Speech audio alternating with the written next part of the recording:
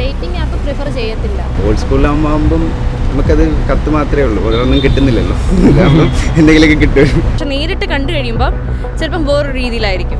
സംഖ്യയാണെങ്കിൽ ഉറപ്പായിട്ടും ഞാൻ പിന്നെ അങ്ങോട്ട് നോക്കത്തില്ല. മെയിൻലി അവിടെ ഫിഗർ മാത്രമേ നോക്കത്തുള്ളൂ. Hi, welcome to DP south story.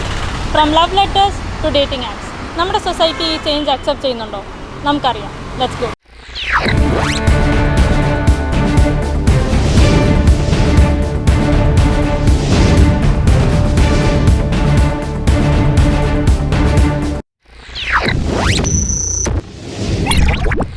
Dating apps use ചെയ്യാറുണ്ടോ? ഇല്ല.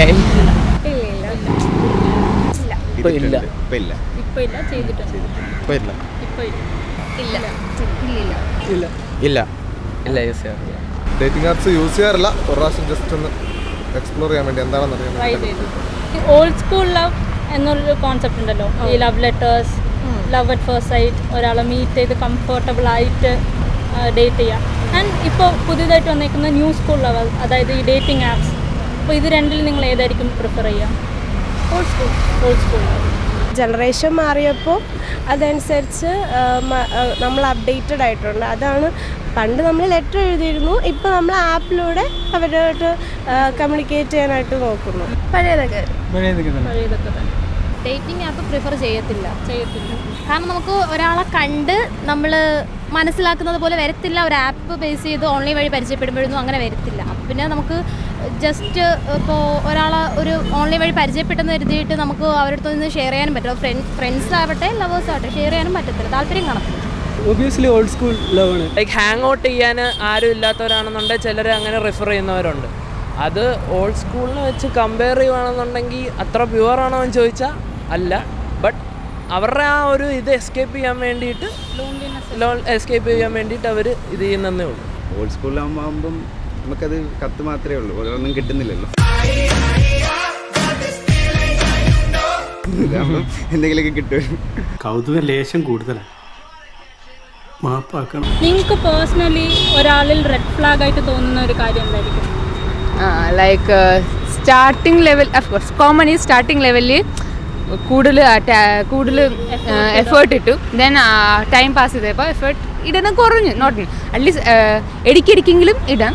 ഈ ഒട്ടും ഫുള്ളി സീറോ ആയാൽ അതൊരു പ്യൂർ ബിഗ് റെഡ് ഫ്ലാഗ്. കുറച്ച് എന്താ പറയുന്നത്, തടിയുള്ള ഒരാളാണെങ്കിൽ മീൻസ് നമ്മൾ ഓൺലൈൻ ചാറ്റ് ചെയ്യുമ്പോഴത്തേന് അറിയുന്നില്ല അവർ അങ്ങനത്തെ ഒരാളാണ്. പക്ഷെ നേരിട്ട് കാണുമ്പോഴത്തേന് അയാളെ കണ്ടിട്ടില്ല എന്നുള്ളൊരു മട്ടിൽ എഴുന്നേറ്റ് പോകാറൊക്കെ ഉണ്ടല്ലോ. അതൊക്കെ ഒരു റെഡ് ഫ്ലാഗ് ആയിട്ട് നമുക്ക് കൺസിഡർ ചെയ്യും. കെയറിങ് അല്ലാത്തത് എന്താ പറയുക, ഇങ്ങനെ മീൻസ് ഒരു ജെന്യൂനിറ്റി അപ്പം മാത്രം ഒന്ന് കാണിച്ചിട്ട് പിന്നെ പുറത്തിറങ്ങുമ്പോൾ വേറൊരു രീതിയിൽ പെരുമാറുക.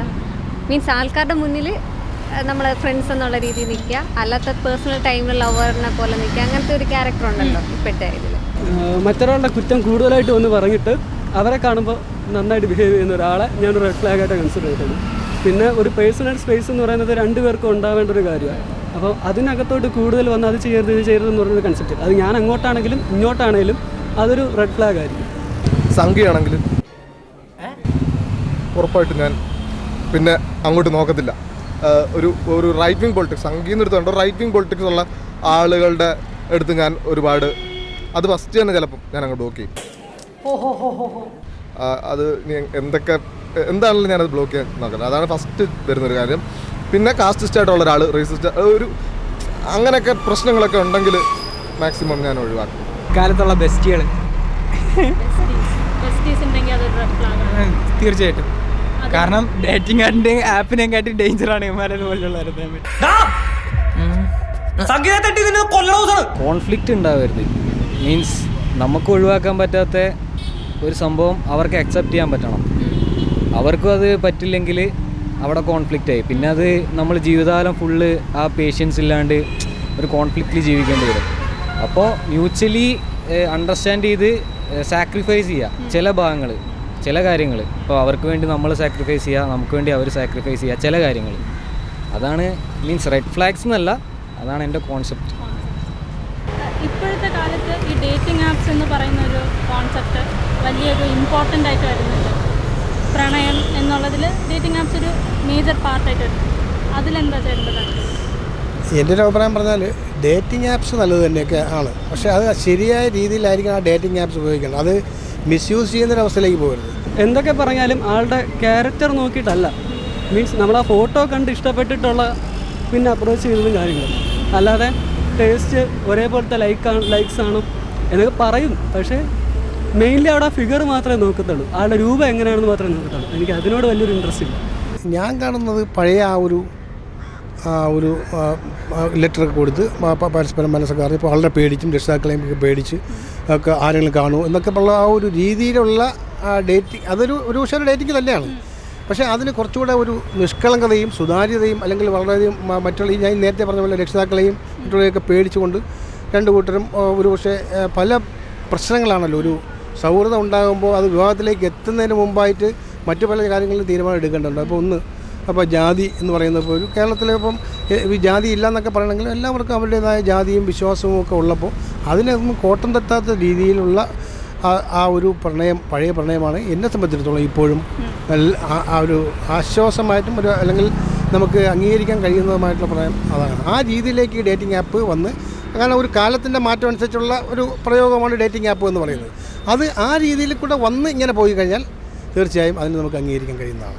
പ്രണയമല്ല, ഇപ്പോൾ പ്രണയത്തെ ഒരു ഇതുപോലെയാണ്, അത് പ്രണയമായിട്ടല്ല, കാണുമ്പോൾ ഒരു എത്ര എൻജോയ് വരെയാണ് അവർ പ്രേമിക്കുന്നത്. പ്രേമം എന്ന് പറയുന്നത് ഒരു രണ്ട് മനസ്സുകൾ ചേരണം, നല്ല ആത്മാർത്ഥമായിട്ടുള്ള പ്രേമം. ഇപ്പോൾ അതിൽ ഫ്രീ ആയിട്ടുള്ള ഒരു ടൈം പാസ് വരെ.